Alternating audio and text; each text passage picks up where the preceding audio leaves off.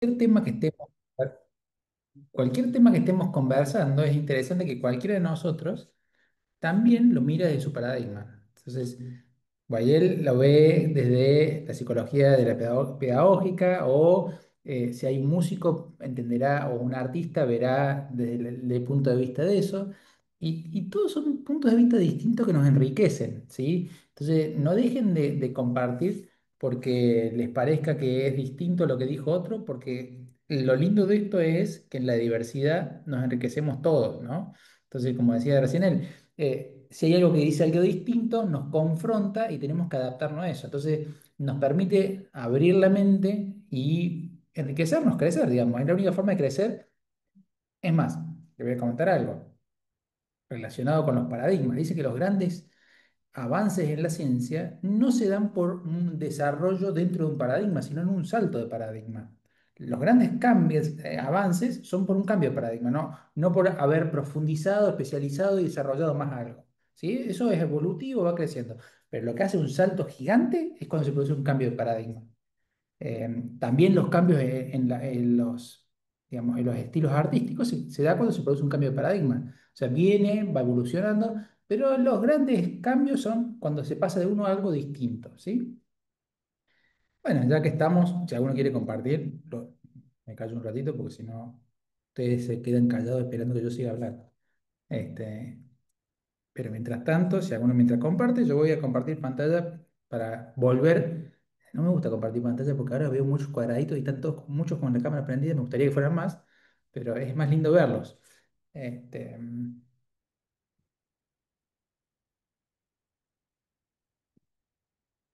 mucho silencio.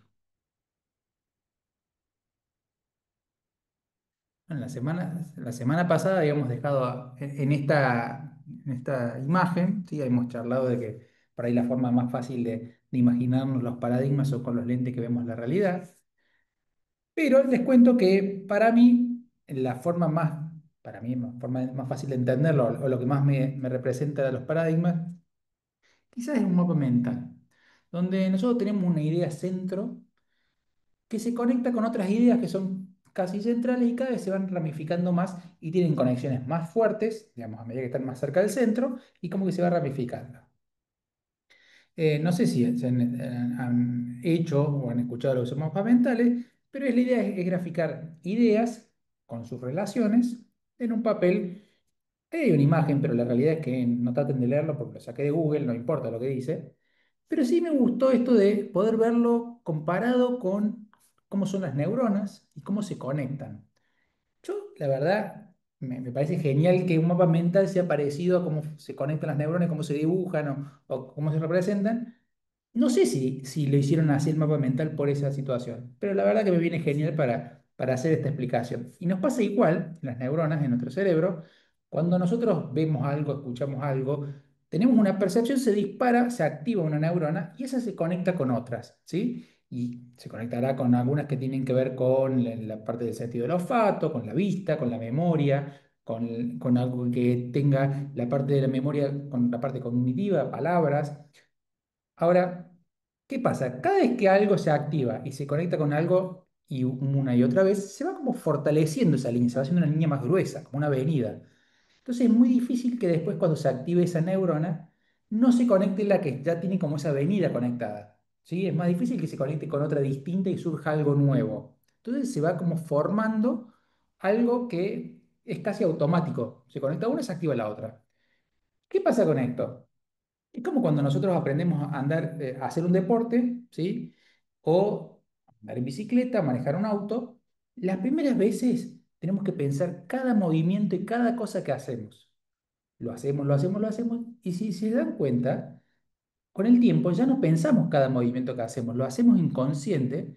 Incluso podríamos estar conversando o haciendo otra cosa y no es que nos está quitando energía para hacer eso. Entonces, parte de por qué sirven para los paradigmas es esto, ¿no? Nos libera la mente para que se haga casi automático algo y poder hacer otra cosa. No hay que gastar energía en hacerlo. Se hace, digamos, una vez que hay práctica, se fortaleció eso. Es como que nosotros trabajamos un músculo, ¿sí? Nosotros trabajamos un músculo y va creciendo. Una vez que después queramos hacer fuerza, seguramente usamos ese músculo y no otro. Entonces es más fácil hacerlo, ¿no?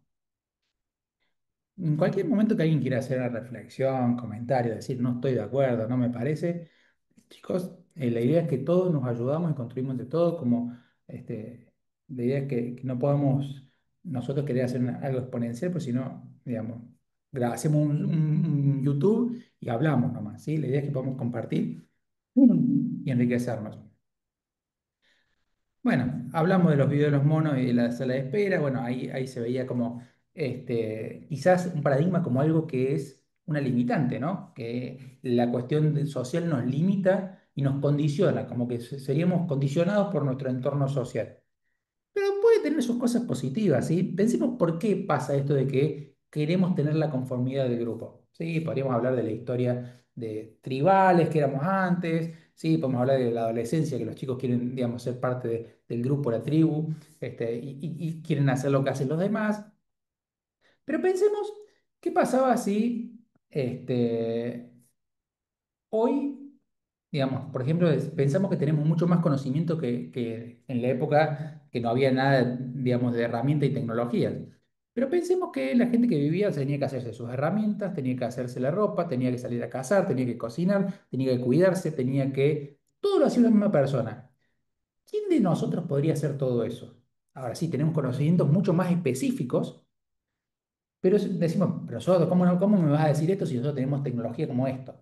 ¿Sí? Un celular. Ahora, todos podemos usar una computadora, un celular. Ahora, si alguien tuviera que fabricar un celular desde cero hasta hacerlo, nadie puede en el mundo. ¿Sí? Tendría que saber de minerales, tendría que saber transformarlo, tendría que saber de tecnología, tendría que saber de plástico, tendría que saber de ondas, tendría que saber de un montón de cosas que nadie lo puede tener. Ahora, como humanidad, como hay alguien que dice, es una inteligencia de colmena. Entre todos tenemos una inteligencia muy superior a la que tiene cada individuo.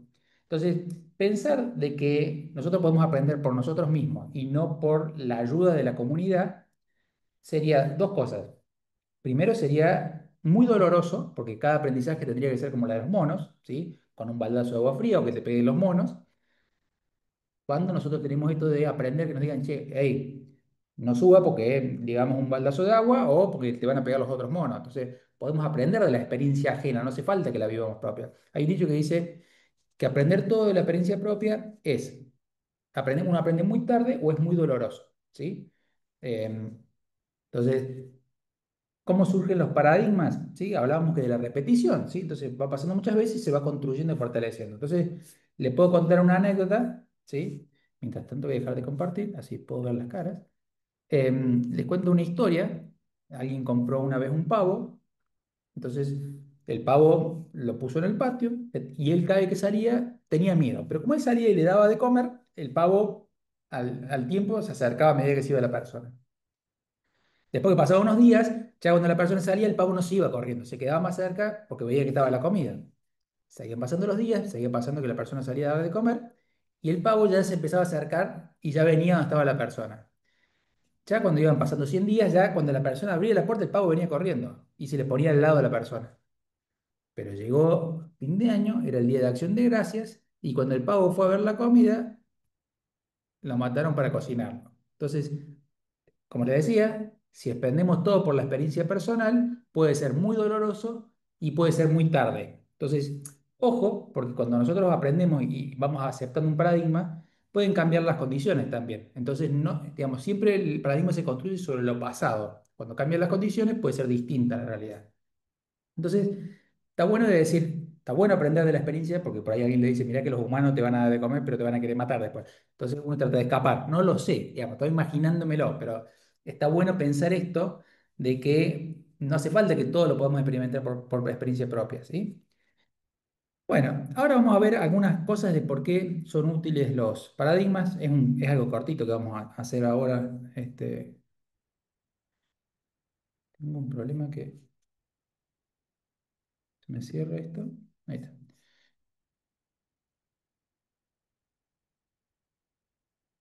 Perdón, ¿eh?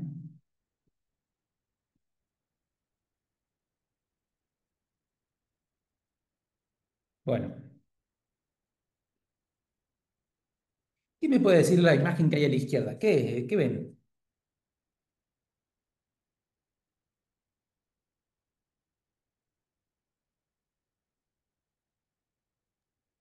¿Nadie? Un cubo fragmentado, podría ser. Gracias, Jesús. ¿Quién más? Círculos negros. Gracias. ¿Quién más? Gracias, Miriam.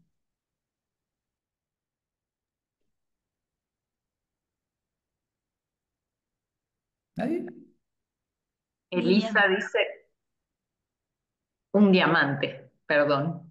¿Quién más? Una tortuga. Bien, gracias. Un cubo blanco sobre unos círculos negros. Muy bien, Gina, gracias. Bueno, le voy a robar el suspenso, ¿sí? No hay ningún cubo ahí, ¿sí? Tampoco hay círculos, ¿sí? Porque no, ninguno está completo, o sea, no tiene no tiene ni circunferencia, digamos, tiene como huequitos blancos. O si yo desaparezco los supuestamente círculos negros, hay un fondo blanco. O sea, nuestra mente construye como que continuara una línea blanca, que no son líneas, pero supongamos que fueran líneas, donde no lo hay. Entonces, ¿qué hace nuestra mente? Cuando tiene información incompleta, la completa con lo que supuestamente podría ser.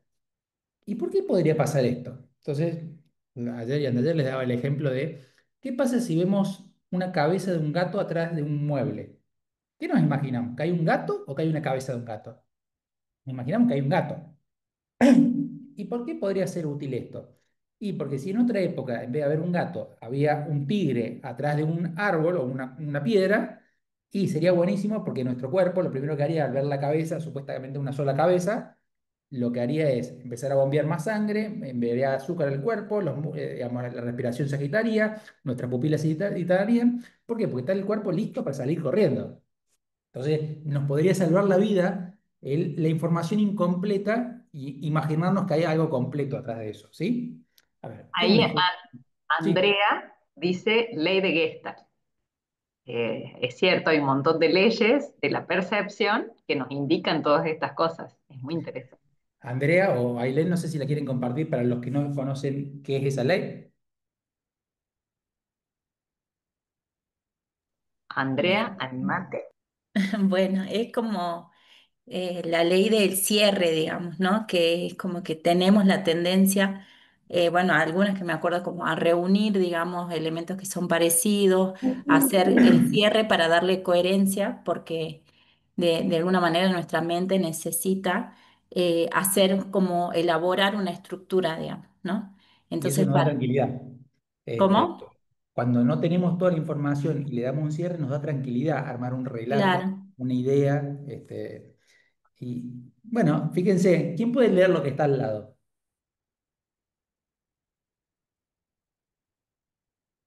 Hermanos, buenas noches. Sí, César, adelante, Lino. ¿Qué tal? Eso, voy a hacer el intento. ¿Ya? Dice, tu mente tiene la tu mente tiene la inmensa habilidad de, de ordenar, de, ven- bueno, hasta ahí no me quedé, hermanos. De ordenar el caos, dice. Ah, ya, perdón. Tu Sí. mente tiene la inmensa habilidad de ordenar el caos. Es parecido a lo que nos decía recién Andrea, ¿no? A ver, cuando nos falta algo que no tenemos información, lo completamos. Cuando está un poco desordenado y lo acomodamos según lo que nos parezca. Fíjense que podríamos decir, no, si no está escrito así lineal, no podemos leerlo. Y nuestra mente puede ordenar cosas según lo que tuviera coherencia esas palabras, las vamos acomodando las letras, por más que estén desordenadas, para que tenga coherencia, ¿no? Y fíjense que ahí yo citaba, ahora lo agregué esta semana, hay un texto que voy a poner para que alguien se anime a leerlo, a ver quién se anima a leerlo esto. Yo, en un, ¿ah?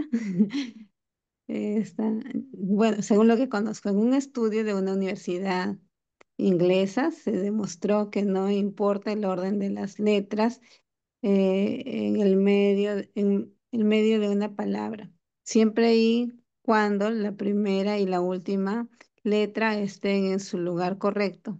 El resto de las letras pueden estar totalmente desordenadas y aún así puedes leerlo sin ningún problema. Bueno, dejo de compartir un segundo. Prendan sus cámaras. Quiero que levanten la mano quienes se imaginaban antes de leer esto que uno leía las palabras letras por letra.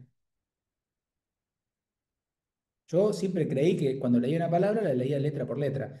No leemos letra por letra. Fíjense que podemos leer palabras aunque estén mal escritas. Es más, si hay cosas mal escritas en el texto, es más, en la historia que vamos a leer ahora hay una palabra que está mal escrita. Cada vez que escribo algo, después no puedo leerlo si tiene un error. Yo lo leo y para mí está bien escrito porque yo vengo con lo que imaginé que escribí y para mí está bien escrito. Entonces, veo una palabra, aunque esté mal, la veo bien escrita porque es la palabra que tenía que estar. Entonces, nos pasa esto, digamos, a ver, nuestra mente no usa toda la información disponible, porque hay veces que falta información y nosotros la cerramos, la construimos, y hay veces que hay una cantidad de información infinita. Entonces, para no trabajar tanto, nuestra mente la simplifica, porque hay veces que tiene que tomar una reacción de emergencia.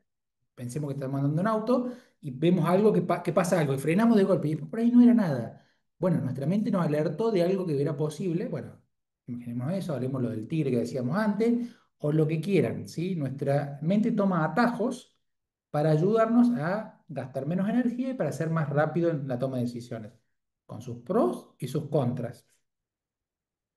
Bueno, y ahora le voy a pasar la palabra a Ilem.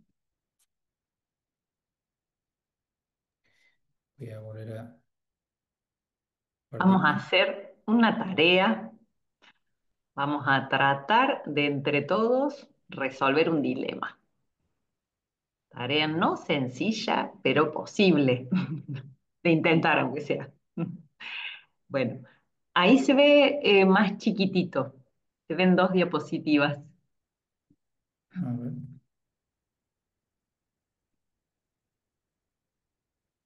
ahí, Ahí de nuevo, ¿por qué está así ahora? ¿Mm? digo porque es más chiquitito para leer, Sí, pero sí, pero no sé por qué me lo sé. Dame un segundo.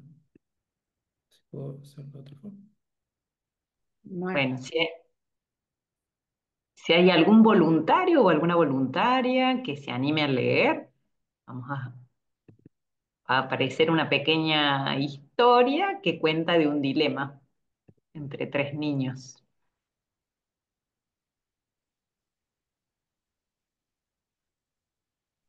Me gustaría leerlo, hermana, pero no se ve. Ahí Ya, está. ya. ¿Ahora lo podés ver, Lino? Sí, sí, lo veo Gracias. bien. Ya dice, Perfecto. titula Dilema de la flauta. Hay tres niños, María, Pedro y Carla, los cuales se disputan una flauta. María reclama la flauta diciendo que ella es la única que la sabe tocar y que sería injusto negarle la flauta a la única que la sabe tocar. Tanto Pedro como Carla reconocen que María es la única que sabe tocar el instrumento. María tiene un argumento lógico. Es la única que podría utilizarlo de forma correcta. Incluso los demás niños podrían disfrutar escuchar la música que podría tocar María. En cambio, si la flauta la tiene Pedro o Carla, no. Hasta podría ser molesto escuchar un sonido de la flauta cuando el que la tiene no sabe tocarla. Pedro es muy pobre y que tanto María como Carla tienen miles de juguetes con los cuales jugar, pero que él no tiene nada y que tener esa flauta le permitiría tener algo con qué jugar. María y Carla reconocen que son más que ricas, que son más ricas y que tienen muchos juguetes y, y estás bien provisto de entretenimiento. Carla plantea que ella hizo el instrumento, que le llevó mucho esfuerzo durante varios meses para poder hacerlo con sus propias manos. Pedro y María reconocen que esto fue así. El argumento de Carla es muy fuerte. Sería difícil negarle la flauta. Muchas gracias, Lino. Bueno, ahí tenemos el caso de estos tres niños, María, Pedro y Carla. ¿Sí? María sabe tocar la flauta y por eso quiere tenerla. Pedro es pobre y no tiene otros juguetes y por eso cree que tiene derecho a tener la flauta. Y Carla es la que la hizo. Entonces le parece que ella debería tenerlo. Entonces lo que vamos a hacer ahora es que va a aparecer una votación para que puedan hacerlo acá en el Zoom y cada uno va a elegir una de esas opciones, digamos, uno de esos niños que cree que debería tener la flauta, ¿no? ¿Qué sería lo más justo? Que la tenga María, que sabe tocar la flauta, que la tenga Carla, que la hizo, o que la tenga Pedro, que es pobre y no tiene otra cosa para jugar. Así que los dejo con la votación. ¿Todos pueden verlo? Perfecto. Anímense.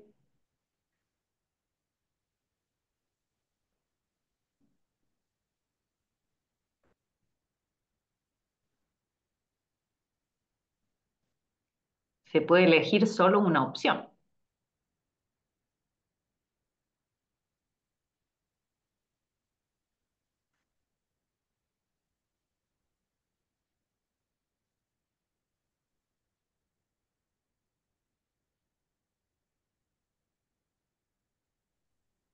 Dieciséis han votado de 24. Bien, esperamos un ratitito más para si alguno está indeciso. Ocho.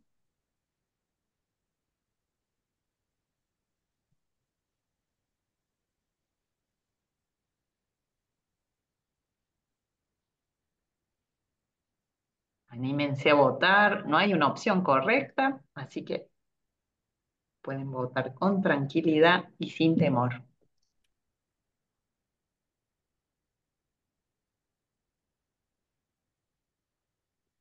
Acá Elisa dice la que hizo la flauta. Bien, ¿pudiste votar, Elisa?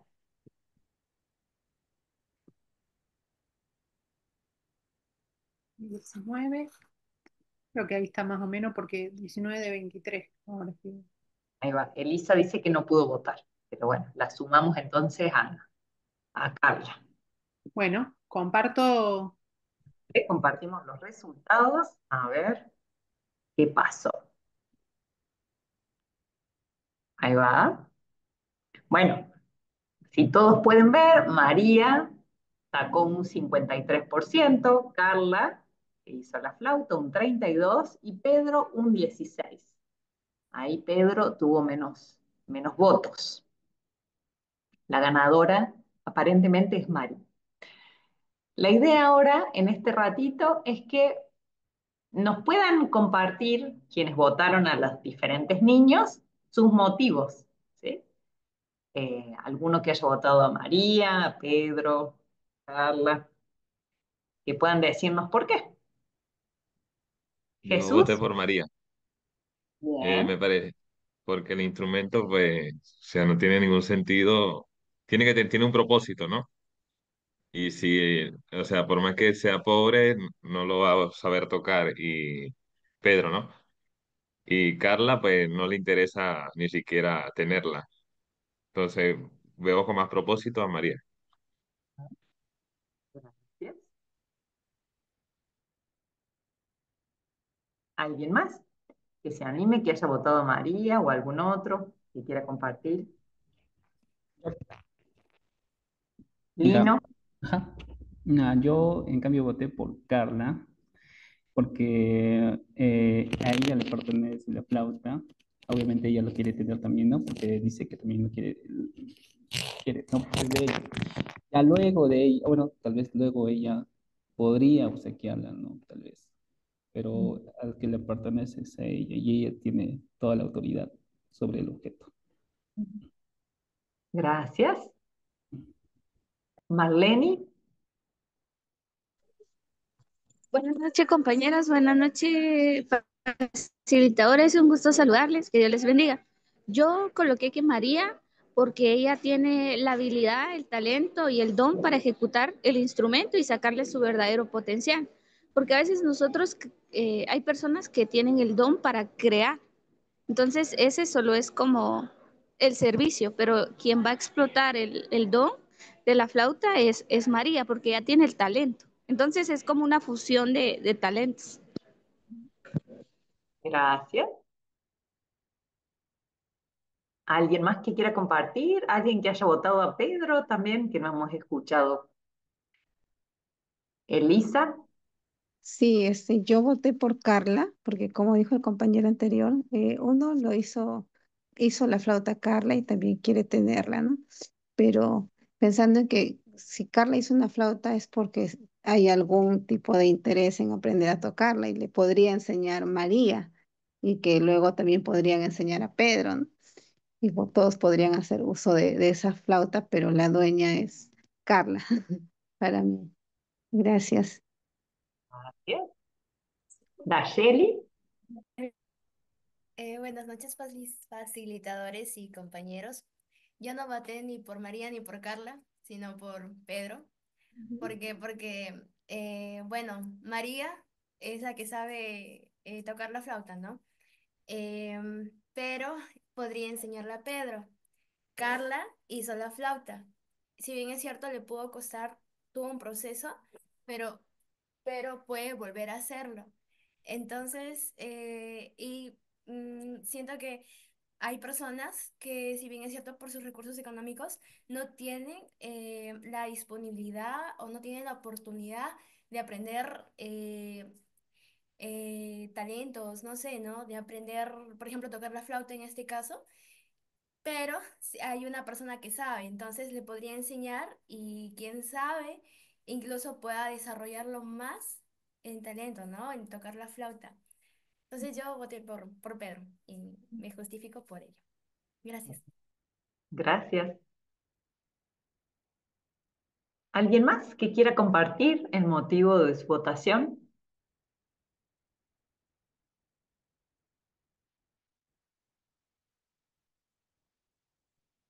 Andrea.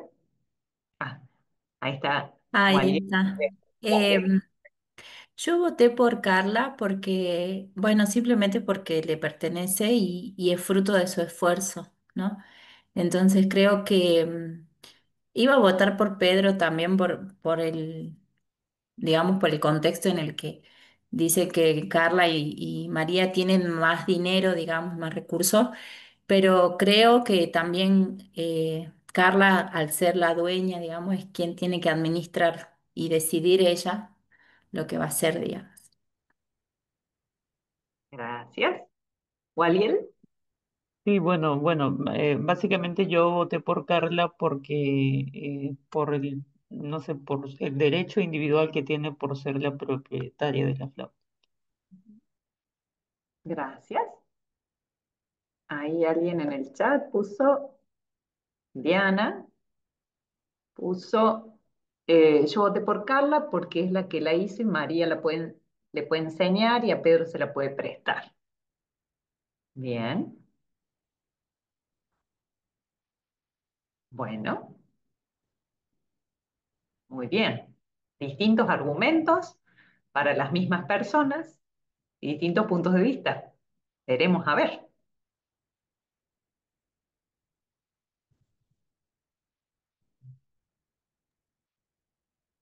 Eh, ¿Por qué les parece que hemos puesto este dilema? ¿Quién se puede imaginar la razón de poner un dilema donde no hay? Fíjense que todos queremos solucionarlo dándoselo a los tres, ¿no? Que simple sería la vida si podríamos solucionar así las cosas, ¿no? Eh, pero, ¿cuál es la idea? La idea es que este es un dilema que trata sobre la justicia. Entonces,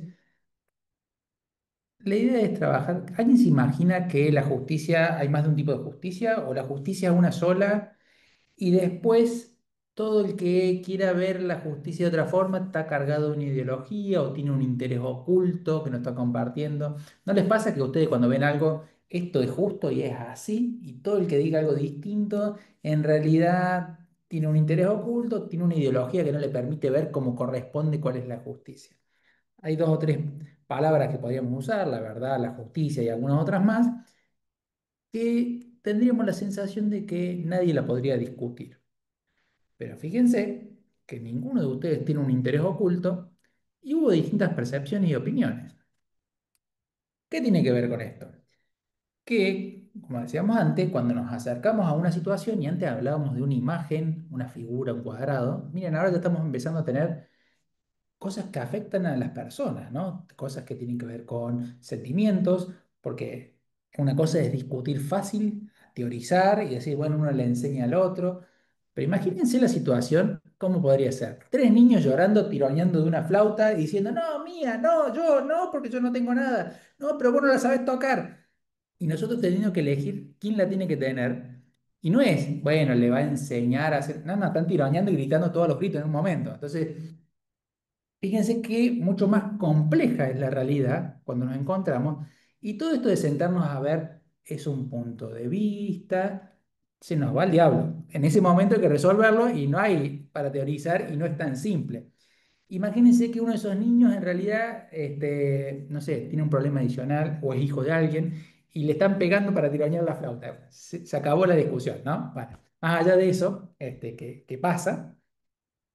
Lo que grafica esto lo tomamos de un libro que se llama de Amartya Sen, que es un premio Nobel de Economía, que él dice que cada una de estas ideas con las cuales nosotros nos sentimos identificados, de dárselo a uno o a otro o a otro, tiene que ver con que hay filosofías distintas sobre qué es la justicia. Entonces, aquel que se la quiere dar al que la sabe tocar, está relacionado con una filosofía utilitaria, suena mal, ¿sí? Parece que estamos usando a las personas, pero no, tiene que ver con Aristóteles que decía que el que hace algo tiene que hacerlo porque es lo que mejor hace, alguien hablaba de los dones, ¿sí? O podríamos pensar, hay que usar las cosas para lo que están hechas, ¿sí? Entonces, no es para que Pedro, aunque no tenga juguete, le use para pegarle en la cabeza al otro, es para tocarse la flauta. Entonces, debería tener la carga y puedan disfrutar. Entonces, la utilidad me dice es para que la mayoría pueda disfrutar. Entonces, quizás esa es la forma en que podrían disfrutar. Después, Pedro, los que dicen que tendría que tener la Pedro, tiene que ver con la justicia distributiva. Y es, che, los otros tienen muchos juguetes, démosle a este que no tiene. Entonces, como que distribuimos para que sea más equitativo, ¿sí? Y la tercera, que es la que tiene que tener perdón, creo que dije mal, María Carla, la que tiene que hacerlo la que le hizo, ¿sí? Esa tiene que ver, y ahora se van a horrorizar, porque calculo que muchos por ahí no se identifican, tiene que ver con la filosofía liberal, ¿sí? Entonces, cada uno es dueño de su propio trabajo y lo que le corresponde no se lo podemos sacar. No le podemos sacar a decirle a Carla, no, no, él es pobre, para que te la saco, aunque vos le tuviste 6 meses haciéndola, dásela a él. ¿Eh? Va a decir, ¿cómo? Eso no es justo. Bueno, no vamos a entrar de qué es lo justo y qué no es lo justo. Justamente lo que queremos decir es, ojo con cosas que nos parecen muy obvias y que los demás están equivocados o que tienen una ideología. Les tengo una mala noticia. Nosotros también tenemos una ideología. ¿Sí? Entonces, cuando nosotros nos encontramos con alguien, tenemos distintas historias, distintas experiencias, distintas preguntas ante la realidad y las preguntas las hacemos de acuerdo a esa historia. Les cuento algo más. La neurociencia ha identificado que las decisiones las tomamos en fracción de segundo. Y toda esa explicación racional es para justificar algo que ya decidimos antes. Ayer alguien decía, yo decidí esto y no sé bien por qué. Y después lo explicó. Y tiene que ver con eso. Nosotros decidimos sobre eso que lo tenemos en un inconsciente. A ver, no es que es irracional, es con nuestro paradigma, pero no está de forma consciente. Y después hacemos toda la explicación para justificar lo que ya habíamos decidido, ¿sí? Sobre ese paradigma inconsciente que teníamos. ¿Ok? ¿Alguien quiere hacer un comentario, alguna reflexión sobre esto?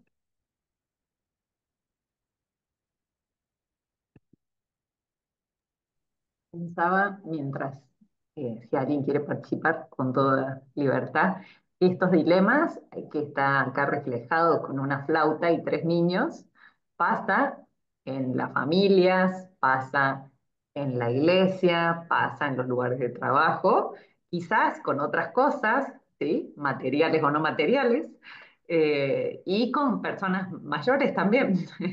Así que bueno, es un desafío, digamos, ¿no? Al que nos enfrentamos más seguido de lo que parece. Bueno, sí, pues. Ahí no sé si están viendo con dos pantallas o una, la verdad que no sé cómo ven, perdón. Una, ok, perfecto. Pues yo veo como dos, entonces no sabía por qué recién veían dos, porque normalmente veo una. Bueno, a mí me muestra la diapositiva que sigue a un costado. Bueno, frases que nos sirven para ir pensando y reflexionando sobre esto que veníamos viendo, ¿no? No vemos las cosas como son, sino como somos nosotros, ¿sí? Y ahí hay una, para empezar con un temita que es la empatía, que la hemos charlado, surgió la semana pasada. Y me gusta la frase, dice, no escuches para responder, escucha para comprender. Ya vamos a volver sobre esto porque ya me pasó ayer que hablé y después venía una imagen que era por la que trabajábamos con eso, así que no me voy a adelantar. Bueno, objetividad, lo vi con mis propios ojos. Bueno, las últimas investigaciones en la neurociencia dicen que no vemos la realidad como si fuera una película, ¿sí? Muchas veces nos imaginamos que nuestro cerebro se graba como una película de lo que estamos viendo. No, dicen que no es así. Es más bien una representación, ¿sí? Es como si pintáramos un cuadro donde resaltamos y ponemos énfasis en las cosas que nos llaman la atención, lo que nos interesa. Entonces, esta imagen grafica un poco eso. Fíjense que hay dos artistas que están pintando un cuadro. Uno está pintando a una persona que está en la calle durmiendo y otro está pintando la naturaleza. Es llamativo que el que está más cerca del que está durmiendo no está pintando eso, está pintando lo otro. Y podríamos decir, che, uno no es la realidad, o no está bien representado lo que hay adelante. Y uno podría decir, qué barbaridad, ¿cómo no va a representar a una persona durmiendo en la calle? No tiene empatía por esa persona. Y el otro podría decir, yo estoy pintando la creación de Dios, que nosotros las encerramos en una reja, fíjense que no está la reja en el cuadro, eh, y no es que una cosa esté bien y la otra esté mal. Y quizás una sola cosa no representa la realidad, ¿sí? Quizás las dos cosas. Y quizás hay otras cosas que no están por fuera de esto. Entonces, ¿qué es lo que pinta cada uno? Y bueno, uno por ahí tiene una preocupación por las personas, entonces por eso está pintando a la persona. Otro tiene preocupaciones ambientales, por eso está pintando, o le gusta la belleza. Entonces, bueno, cada uno representa lo que le preocupa. Las preguntas que se hace cuando se sienta, ¿qué voy a pintar? Sí, adelante, Andrea. Y a mí, eh, cuando vi el material, lo que me llamó la atención es que tiene más espectadores el que está pintando la naturaleza y no tiene ningún espectador el que está pintando a la persona en situación de calle. Podríamos decir que es el paradigma dominante, tiene más adhesiones, ¿no? No sé si se han llegado a eso, pero nos va a salir de puntapié para seguir. Pero sí, es así. Y hay veces que nosotros vemos una cosa y la mayoría ve otra. Entonces, nos pasa esto de, estamos viendo la realidad desde un paradigma alternativo, ¿no? Entonces, el paradigma dominante, donde, digamos, se toman las decisiones o la mayoría piensa algo distinto, que les debe haber pasado a veces, por ahí le puede haber pasado alguna vez en la iglesia o en las organizaciones que trabajan, que quieren hacer las cosas de una forma distinta, nueva, y están todos por otro lado. Y como que se sienten solos. Bueno, más o menos como el que está ahí en el cuadro, ¿no? Vamos a hacer un paso antes de seguir con esto de paradigma dominante y alternativo, una imagen nada más que me gusta compartir, que el hecho de que tengas razón no significa que yo esté equivocado, simplemente no lo has visto de mi lado. Entonces están uno discutiendo 6 9. ¿Cómo es la forma para poder verlo como lo ve el otro? Dando la vuelta y parándonos al lado de donde está él. Entonces, volvemos a la palabrita empatía, ¿no? Entonces, ponernos en el lugar del otro. Y no es tan simple esto de ponerse en el lugar del otro, porque hay toda una historia, hay preguntas, hay cosas que no hemos vivido. Entonces, lleva tiempo esto.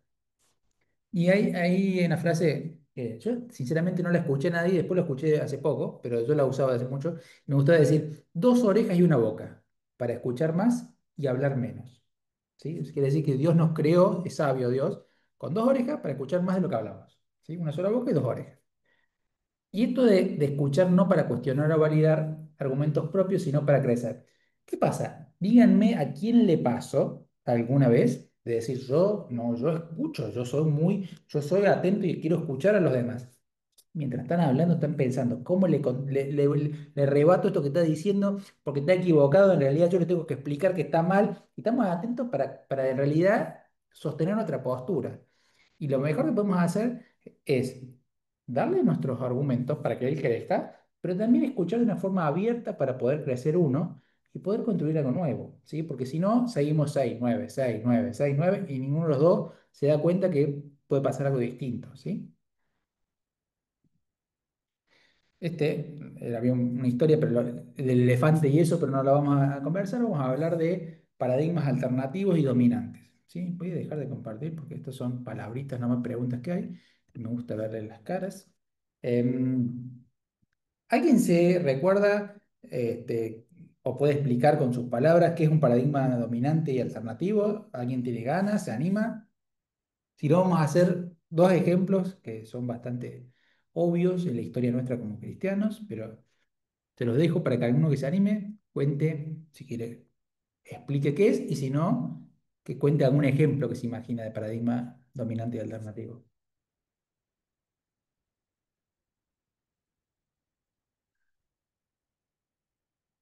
¿No? ¿Nadie? ¿O alguien? Y bueno, quizá puedo dar un ejemplo práctico. Eh, eh, en, en la educación, el paradigma de repente dominante en cierto momento de la historia era que las personas, o los niños y los adolescentes aprenden a través de la memorización, ¿no? Mientras la persona memoriza más conceptos o de pequeño aprende rápido el abecedario o los números hasta 100, pues es un niño sumamente brillante, ¿no? Pero en un tiempo cuando se cuestionó este paradigma dominante, es decir, quien cuestiona este paradigma dominante es el paradigma alternativo, entonces empieza a decir que no necesariamente esto es así, ¿no? Que de repente no significa necesariamente que la persona que memoriza más conceptos es la persona más inteligente, ¿no? Sino de repente se puede hablar de la experiencia o de cómo las personas construyen su conocimiento. No sé, por dar un ejemplo. Gracias. No, gracias a vos. ¿Alguien se anima desde lo que, el trabajo que tenga, de si le gustan los deportes, puede ser un ejemplo de los deportes, desde el cristianismo? ¿Alguien se anima a dar otro ejemplo? Sí, Samantha, adelante. Bueno, muy buenas noches con todos. Bueno, el paradigma dominante sería en este caso un ejemplo, el que los servicios o los cultos se realicen con las luces prendidas. El paradigma alternativo entraría en esta parte en la que ahora se realiza tal vez en las congregaciones con luces apagadas, con luces de colores y algo así. Y entonces... ¿para qué igual se hace este paradigma alternativo con la función de que esto igual pueda atraer de alguna forma a nuevos jóvenes, tal vez, o sea una forma diferente en realizarse los servicios? Gracias. Les cuento, hay un, digamos, el ejemplo clásico, si se quiere, ¿sí? Es eh, que la Tierra se pensaba, hasta que apareció Copérnico, ¿sí? Cerca del año 1500, en el siglo XV más o menos, se pensaba que la Tierra era el centro del universo, ¿sí? El Sol y la Luna daban vuelta alrededor de la Tierra. Y todo el mundo pensaba eso. Y aquel que decía algo estaba loco, era un hereje porque estaba discutiendo contra lo que pensaba la iglesia, ¿sí? Eh, pero en el siglo III antes de Cristo, quiere decir como 1800 años antes, ¿sí? Ya había alguien, Aristarco, que decía que la Tierra giraba alrededor del Sol. Era un paradigma alternativo, ¿sí? Y los que pensaban eso, los pensaban tan locos, son herejes, son ridículos, ¿cómo van a pensar eso? Y nos pasa muchas veces cuando pensamos, estamos convencidos de algo, en una iglesia, en una organización, que el que viene con ideas nuevas es un ridículo. ¿Cómo va a decir esto? Es una barbaridad, es un hereje. Cualquier parecido con la realidad es pura coincidencia, ¿no? Pero ¿qué pasó? Cuando pasó la revolución copernicana, ¿quién ahora cree que la Tierra, el Sol da vuelta alrededor de la Tierra? Casi nadie. Creo que la mayoría, casi todos, creemos que la Tierra gira alrededor del Sol. Pero hoy hay otra corriente alternativa que cree que la Tierra es plana, o sea que el Sol da vuelta alrededor de una Tierra plana. Fíjense qué hay y qué pensamos. Tan locos. O sea, fíjense que siempre el alternativo tan locos, son ridículos, son marginales, son herejes, y estamos lo que pensamos en la generalidad. Entonces, nos pasa esto de que cuando nos paramos del lado alternativo, no podemos ver que los que piensan en el paradigma dominante no puedan ver que están equivocados, y cuando estamos en el dominante vemos los otros que están locos esto, ¿no? Entonces, ¿qué pasa? Otro ejemplo, y ahora hubiera estado bueno que surgió ayer y anteayer, pensemos en Jesús. Jesús era judío. Y él plantó un paradigma alternativo al paradigma dominante, donde las reglas de cuidado del cuerpo, de lavado, de ceremoniales, eran el eje de todo. Y Jesús cambió todo. Entonces, era un paradigma alternativo, era un loco, era un hereje, lo mataron por eso. Hoy es el paradigma dominante, ¿no? Entonces, fíjense cómo cambia. Sí, Susana, adelante.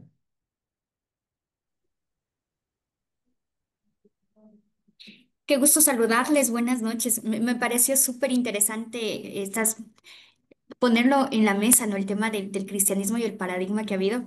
Yo añadiría el tema de la música, por ejemplo, y que solo ciertos instrumentos eran considerados como los instrumentos que se debían usar dentro de la iglesia, y cuando empezaban con la batería, con la guitarra eléctrica o con un estilo de música diferente, ya era como, ¿qué está pasando? Y lo que creo que últimamente también ha sucedido es, si no lees la Biblia física, no cuenta. Tienes que leer la Biblia física, pero actualmente ya va este tema de las aplicaciones, la gente que ya no solamente lo lee, sino que ahora lo escuchas. También es ir rompiendo paradigmas de la iglesia que, como nos dicen o nos colocan como en una situación en la que vale la pena replantearnos si la esencia es leer una Biblia física, es lo que me hace realmente conectarme con el espíritu, o es la palabra independientemente de cómo sea presentada. Eso nada más. Gracias. Sepan que también es importante esto, no por cada paradigma dominante hay un alternativo, no es binario, ¿sí? Puede haber muchos alternativos, ¿sí? Tampoco quiere decir que todas las ideas nuevas, digamos, sean buenas, ¿sí? A ver, hay algunas que son buenas, otras, eso es lo que no tenemos que hacer es no saber desde dónde vienen, no prestarle atención en qué se fundan, qué experiencia tienen atrás, por qué llegaron a eso, por qué proponen eso, ¿sí? Y ahí vamos a una idea que tiene que ver con el cambio de paradigma, ¿sí? Entonces, la idea es reflexionar un segundo, un ratito, sobre en qué lugares se producen los cambios de paradigmas. ¿Qué personas son las que proponen normalmente los cambios de paradigmas? ¿Y cómo se resuelven los cambios de paradigmas? ¿Sí? Son tres preguntas, ¿sí? ¿En qué lugares? ¿Quiénes son los protagonistas o quiénes los llevan a cabo normalmente? ¿Y cómo se resuelven? ¿Alguien tiene ganas de dar algún ejemplo? Los inconformes proponen, dice ahí. ¿Quién más?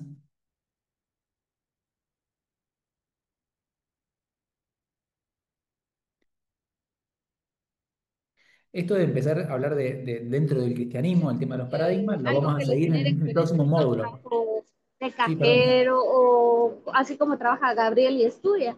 A Gabriel eso le da un peso pero grandísimo. La experiencia. Cuando es internet, yo digo,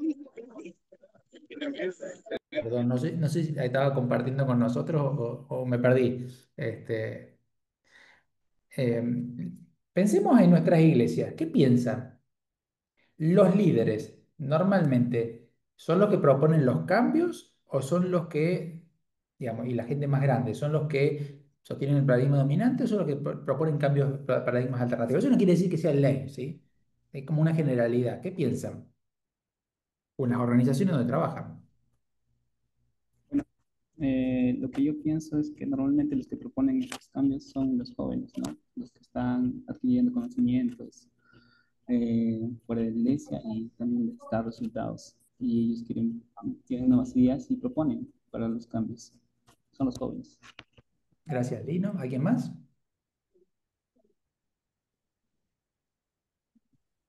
Yo creo que un nuevo paradigma surge a partir de una crisis, ¿no? Ujú. Y que tiene que haber, bueno, comparto con Elisa, con Susana, ¿no? El hecho de que haya una inconformidad o que haya un cambio, ¿no? Respecto a alguna situación. Y creo que eso es lo que hace que surjan opciones o que empiecen a ver otra perspectiva, pero es a partir de una crisis. Entonces, no siempre surge en el mejor contexto. Creo que surge en un contexto donde empiezan a cambiar las situaciones y como que el paradigma que estaba presente ya queda corto o se limita y no considera otras situaciones que van surgiendo. Buenísimo. Le voy a plantear una situación de crisis que pasó en la historia del cristianismo. Pero antes, fíjense que estábamos hablando en un momento de que había un paradigma dominante y a veces es reemplazado por un alternativo que, digamos, logra la conformidad de la mayoría y que lo pues le desplaza. pague a mi hermano Eugenio. A veces que no sé si se comparte, no, digamos, porque a veces se escucha medio mal, o se les abre el micrófono y pasa algo. Pensemos en la historia del cristianismo, ¿no? La reforma protestante, ¿sí? Es uno de los grandes cambios que hay de paradigma que en realidad adquirió mucha fuerza, pero no logró desplazar al catolicismo. Entonces, ¿qué pasó? Hay veces que crece mucho, pero no logra desplazarlo, y lo que pasa es que se dividen. Entonces, fíjense que aparecieron como dos paradigmas dominantes de dos cosas distintas, ¿sí? Por un lado el catolicismo, por otro lado el protestantismo. Pero, cuando era el paradigma dominante del catolicismo, ¿dónde estaban los que sostenían o apoyaban ese paradigma dominante? Estaban donde está la historia del catolicismo, donde está el poder, donde están los más antiguos, que era Roma.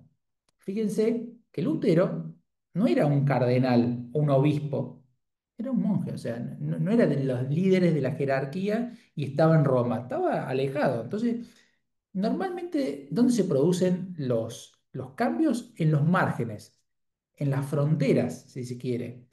¿Dónde se produce? En los más jóvenes, en los recién llegados, en los inmigrantes. Los inmigrantes producen muchos cambios en los países. ¿Dónde más? Piensen ustedes en sus países, un pueblito al lado de la frontera contra otro país y la ciudad capital. Ese pueblito tiene más cosas en común con la ciudad capital o con la ciudad que está del otro lado de la frontera del país vecino. Muchas veces tienen más cosas en común que el país vecino. Entonces, ¿qué pasa? Hasta palabras se mezclan, ¿sí? Hay palabras distintas que se usan en las zonas de frontera que en la ciudad capital. ¿Qué pasa? Pensemos un segundo, si nosotros la realidad fueran todos cuadrados y de golpe aparece un círculo, ¿cómo explicamos el círculo? Decimos que es un cuadrado que perdió los ángulos, que se hicieron como curvas los costados. No tenemos palabra para explicarlos. Entonces, para que se produzcan cosas nuevas, puede ser por unir un artista con un científico o encontrar gente en la frontera que usa las mismas palabras. Entonces, al tener vocabulario común o lo que fuera, pueden aparecer cosas nuevas que no se puede producir donde están en la capital porque siempre usaron lo mismo. ¿Qué pasa por qué los líderes no producen muchas veces los cambios? Porque están convencidos, y no está mal que así sea, de lo que viven y lo que han formado siempre. Entonces, están más preocupados de enseñarle a los demás lo que ellos creen que está bien, entonces están defendiendo eso que buscando nuevas alternativas. A ver, nosotros también cuando vamos por la calle no vamos, vemos un auto que viene y decimos, che, ese auto viene donde estoy yo, y no piensan, no, me va a esquivar. A ver, una vez que creemos algo, no estamos buscando todo el tiempo alternativas porque es imposible que nuestra mente funcione así. Entonces, cuando estamos convencidos de algo, incluso decimos, che, pero el otro no lo ve, yo les quiero enseñar porque para su bien. Puede ser que algún líder, sostenga algo porque le conviene la situación de poder que tiene. Pero la mayoría de las veces uno lo hace porque está convencido de que en realidad es así y lo que quiere es hacer un bien compartiendo eso y defendiendo eso.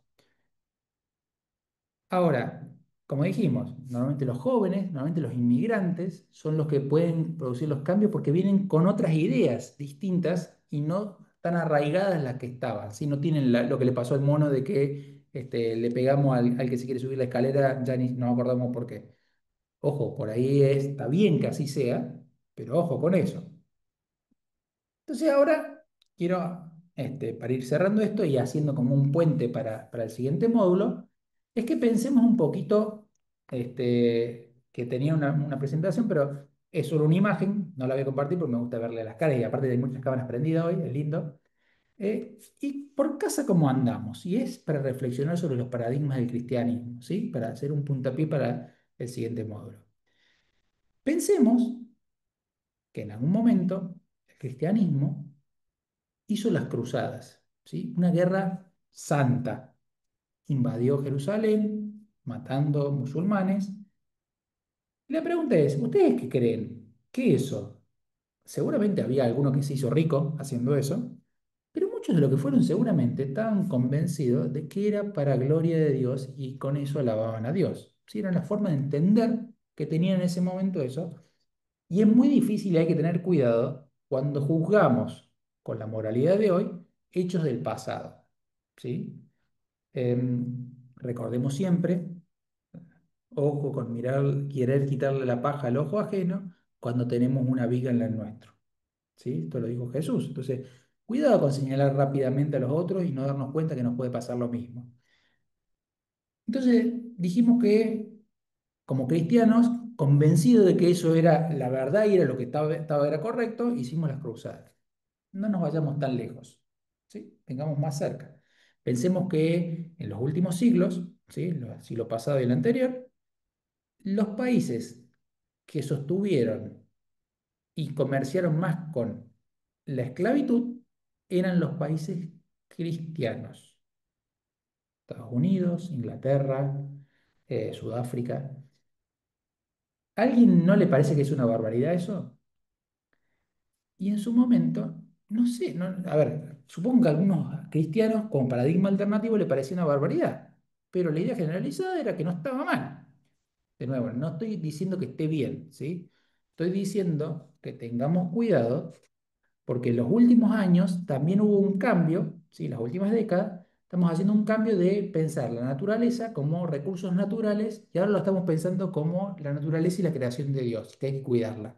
Esto ha pasado en los últimos años, antes nadie se ponía a pensar eso, eran recursos para ser explotados. Ahora, fíjense cómo nos hemos ido acercando en la historia y pensemos, ¿cómo nos van a ver dentro de 50 o 100 años? Y van a decir, ¿y estos se decían cristianos y hacían esto? ¿Cómo no se dieron cuenta de que no estaban haciendo esto, estaban haciendo esto? Pensemos que la Biblia, cada vez que nos acercamos, es una palabra viva. Cada vez que nos acercamos a leerla, con nuevas preguntas, con nuevas inquietudes, con nuevos conocimientos y preguntas, incluso a lo largo de la historia, pero incluso en nuestra propia vida. Podemos leer lo mismo 5 años después, que nos han pasado cosas y vamos a leer cosas distintas, porque Dios nos habla de acuerdo al momento en que estamos, ¿sí? Entonces, ojo, porque de acá a unos años nos van a evaluar y van a decir qué barbaridad que hacían o no hacían esto. Entonces, siempre tenemos lugar para crecer, entonces estemos atentos de seguir buscando y no creer que ya tenemos la verdad absoluta y creernos la soberbia de que tenemos la verdad revelada de Dios. Está la verdad revelada de Dios, pero no, yo no soy poseedor absoluto de eso, ni ninguno de ustedes. Le tengo la mala noticia. Sí, creo que todos queremos compartir la mejor forma de entender que tenemos la palabra de Dios, pero no la tenemos ninguno de forma absoluta. No sé si alguien quiere comentar algo, comentarle lo que le sucede con esto que estamos diciendo. Por ahí algunos dicen, está diciendo una estupidez, y no pienso en eso. Acá no hay, ya le dijimos al principio, no tenemos todas las respuestas, tenemos muchas preguntas. Lo lindo de tener las preguntas es que cada vez se abre más para encontrar cosas nuevas.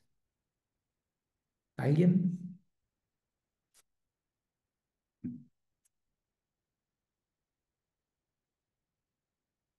No sé si se durmieron o se quedaron pensando. ¿Valiel? Bueno, justo pues, Alexander también quiere comentar. Alexander, te dieron la palabra. Bueno, yo en mi opinión, ¿verdad? Como hemos tocado el tema de paradigma, en la actualidad, ¿verdad? En el mundo moderno, ¿verdad? En mi opinión, ¿verdad? Que las comunidades, las sociedades deben ser abiertas, ¿verdad? En las diferentes paradigmas, porque cada paradigma nos ayuda a construir, ¿verdad? Un conocimiento, una idea. Por ejemplo, si pongamos el ejemplo de China, ¿verdad? Antes era 100% comunista, pero ahora en su economía, ¿verdad? Aplicó lo que es el capitalismo y se ha venido cambiando radicalmente, ¿verdad? Entonces, todas esas ideas, ¿verdad? Lo que son las perspectivas, nos ayuda a construir, ¿verdad? Ya sea personal o a nivel social, ¿verdad? Esa es mi opinión. Muchas gracias. Waliel y después Jimena. Sí, bueno, yo quería comentar dos ejemplos. Uno que antes de la pandemia no muchas iglesias transmitían en vivo sus servicios, ¿no? Pero después de la pandemia ya muchas personas que de repente se rehusaban a hacerlo, pues utilizaban los micrófonos por aquí, los micrófonos para los instrumentos musicales, ¿no?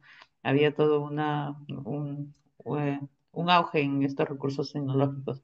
Y otra cosa que también pensaba justo cuando se comentaba todo esto era que en algunos lugares aquí en Perú, recónditos, ¿no? En los Andes, sobre todo. Muchas personas tienen este arraigo de identidad respecto a su cultura o la subcultura sobre la música, ¿no? Que tiene que ser de esta manera, con este instrumento específico, tienes que decirte de esta manera, ¿no? De repente es la cosmovisión general que muchos tienen del Perú, ¿no? De los Andes, eh, ropas de colores, ¿no? Pero he visto también algunos estudios que hablan en donde muchos de los hijos de estos músicos que guardan esta tradición, entre comillas, se revelan a esto porque tienen ya otras influencias, ¿no? La tecnología, de repente quieren hacer esta música muy tradicional, popular, con algunos estilos del jazz, ¿no? O de repente del reggaetón o el blues o música urbana y hacen fusiones y hay toda esta confrontación entre lo tradicional y lo nuevo, ¿no? O la fusión de la música. Eso es lo que pensaba. Gracias. Jimena. Sí, bueno, desde mi punto de vista considero, ¿no? Que las sociedades siempre debemos estar abiertas a estos paradigmas alternos, siempre y cuando estos mejoren o contribuyan a la realidad nueva de nuestras sociedades, de nuestros países, ¿no? Sin embargo, Perdón, Jimena. también considero que Jimena, perdón. ¿Podés hay repetir por último porque verdades, se la vida no puede entrecortó? ser vista. Perdón, Sí. Jimena, se entrecortó mucho. ¿Podés apagar la cámara? Por ahí se escucha mejor. Y repetir lo que dijiste, porque no se escuchó, se entrecortó todo. Uy, ok. ¿Ahora se me escucha? Perfecto. Bueno, lo que decía básicamente era que como sociedades siempre debemos estar abiertos a estos paradigmas alternos, siempre y cuando sean positivos, ¿no? Para la sociedad. No podemos usar los mismos métodos de hace 10 años, de hace 20 años, cuando la realidad ha evolucionado y ha cambiado. Sin embargo, también considero que hay verdades que no pueden relativizarse, ¿no? Por ejemplo, la vida, ¿no? Yo considero que la vida, sea la década, el ciclo, el año que sea, siempre nuestra sociedad actual, en algunos países la vida recién empieza a los 11 meses, a los 12 meses y pues se relativiza bastante la verdad, ¿no? Entonces, en ese sentido, considero que hay valores o hay verdades que siempre deben mantenerse, ¿no? Que son absolutas y que no cambian, ¿no? Como por ejemplo la defensa de la vida. Bueno, eso era todo. Gracias, Jimena. Andrea. Pensando en todo esto, yo trataba como de imaginarme y tengo dos ejemplos, voy a tratar de ser concisa.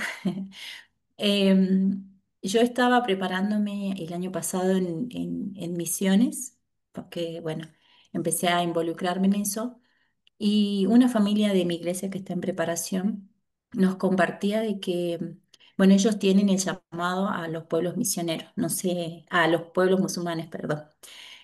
No sé bien dónde será, creo que es Arabia Saudita. Y bueno, la señora que compartía nos decía que ya no se puede, o sea, obviamente en esos lugares no se puede compartir la palabra de manera directa, ¿no? Entonces les lleva muchísimo tiempo, es como que formar vínculos, hacer amistades. Y entonces estaba este paradigma de que, bueno, cuando uno empieza, digamos, va al campo, tiene que rendir cuentas, obviamente, a la iglesia, comentarle todo lo que... Y antes era como una cuestión de que se medía, digamos, por decirlo de alguna manera, el fruto por la cantidad de personas que se habían convertido, ¿no? Y entonces, bueno, ella planteaba de que ahora eh, al servir en estos lugares, ya no se mide tanto eso, sino que con que una sola persona, una sola familia se haya convertido, es como que se puede llegar, o sea, ese es el objetivo, formar vínculos, empezar a establecer relaciones, y ya entonces de alguna manera está cambiando el paradigma como de pedir cuentas, decir, bueno, ¿cuántas personas? Decime números, cifras o a cuántas personas fueron al estudio bíblico, ¿no? Entonces, en ese sentido, yo creo que el poder mirar cómo compartir el Evangelio de una manera diferente, donde no sea quizás la palabra, porque nosotros nos preparamos con la Biblia, con el lenguaje, con esto, y ahora es como que en esos lugares se comparte por medio del testimonio, o sea, empezar a vivir y tu vida hace que las personas se quieran acercar a vos por medio de una amistad, digamos. Alex, ¿qué te parece? Suspendemos el módulo 2 porque acaba de hacer una síntesis, no hace falta que digamos más nada. El módulo 2 arranca con la historia de los paradigmas de la misión en la iglesia. Entonces, acabas de hacer una síntesis, creo que podemos saltearlo, así que no nos vemos el jueves que viene, nos vemos el otro. Este, Nada, bueno, justamente vamos haciendo, todos los módulos están conectados y la idea es que hablamos de paradigmas porque después van a hablar de los paradigmas del facilitador, hablamos de paradigmas porque tenemos que salir de una estructura que tenemos a estar más abiertos y hay un montón de cosas que están relacionadas en todos los módulos, ¿sí? Entonces cerramos de esta forma y Andrea hizo el nexo con lo que viene en el próximo módulo, así que voy a hacer un solo comentario más que va de la mano de esto. Y va de la mano con cómo empezamos el módulo, ¿sí?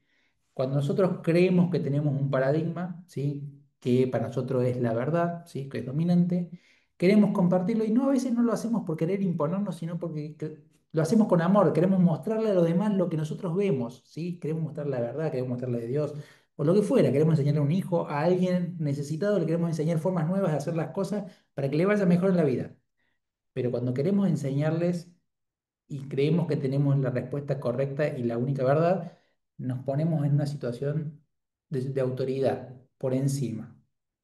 Y en realidad, como dijimos, hay distintas formas de ver las cosas y todos nos podemos enriquecer de todos, ¿sí? Por más que nosotros podemos ayudarlos, seguramente cuando vayamos al encuentro del otro, nosotros también vamos a crecer y se nos va a transformar la vida. ¿Sí? Ya vamos a hablar de esto. Pero todos somos criaturas y creación de Dios, somos hermanos. Entonces, no podemos poner en esta posición, estamos en esta posición.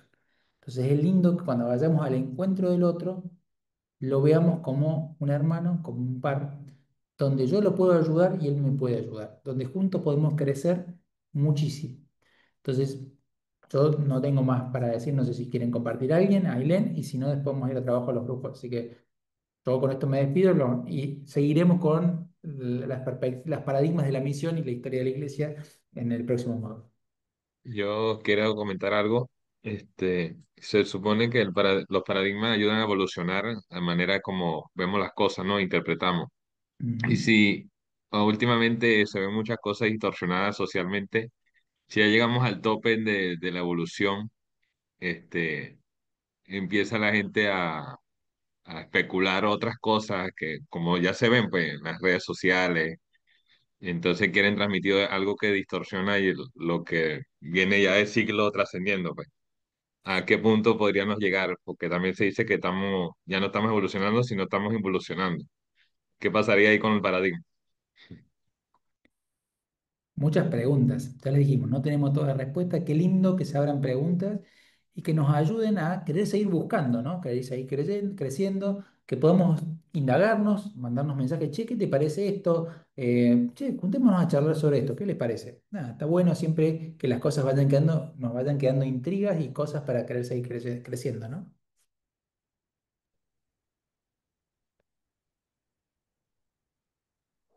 Bueno, pensaba en algo que compartí en estos días, que me viene dando vueltas en la cabeza, que bueno, Alex seguramente sabe mucho más que yo al respecto, pero me voy a animar a decir la idea.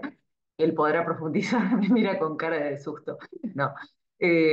Bueno, una persona que conocemos y que estudia mucho la Biblia, y que es biblista también y pastor. Él hace un tiempo hablábamos sobre los mandamientos y él nos hacía reflexionar o nos hacía pensar que el mandamiento que dice que no nos hagamos imagen de Dios, ¿no? Ninguna imagen física, que en realidad es más amplio que eso, ¿no? Él decía que en realidad en el original va más allá de la imagen física, sino cualquier imagen fija que de alguna manera hace que creamos que ese es Dios y ya lo sé todo, ¿no? Entonces, que el no hacerse imagen es ninguna imagen que impida seguir conociendo a Dios en su inmensidad, ¿no? Y bueno, me parece un lindo desafío y que no es fácil porque siempre tendemos a definir a Dios y listo, que tiene que ver con nuestras ideas por ahí y armarnos a un Dios y bueno, siempre hay más para conocer y para repensar y nuevas preguntas y demás. Bueno, eso. Bueno, si no hay otros, vamos a seguir charlando, ¿no? Van a seguir charlando ahora en los grupos. La idea es que los grupos pequeños van a tener un momento para compartir, que bueno, ya estamos pasado de hora, son las 15, pero bueno, vamos a dejarles abierto la posibilidad para que ustedes puedan seguir conversando. No vamos a cerrar el Zoom, vamos a dejarle por lo menos media hora para que puedan charlar. Los facilitadores tienen allí algunas preguntas disparadoras, pero la idea también es que puedan tener un tiempo de oración, un tiempo de compartir preocupaciones, de compartir alguna carga, que el grupo pueda tener un espacio íntimo donde puedan compartir un poco más. Así que los animamos a aprovechar ese espacio y bueno, les vamos a dejar abierto el Zoom. No hace falta que vuelvan al grupo en general porque se van a despedir en el grupo. Solamente les pedimos, no vamos a sacar foto acá tampoco, sino que se sacan una foto en el grupo y después la mandan, así nos queda de registro. Así que si estamos listos, Jessy, nos vamos ya para los grupos. Vero va a acompañar, Vero Paniagua, al grupo 9, ya que falta el facilitador, así que Vero nos va a acompañar ese grupo. Ahí mando los grupos. Bueno, gracias. Chau, chau.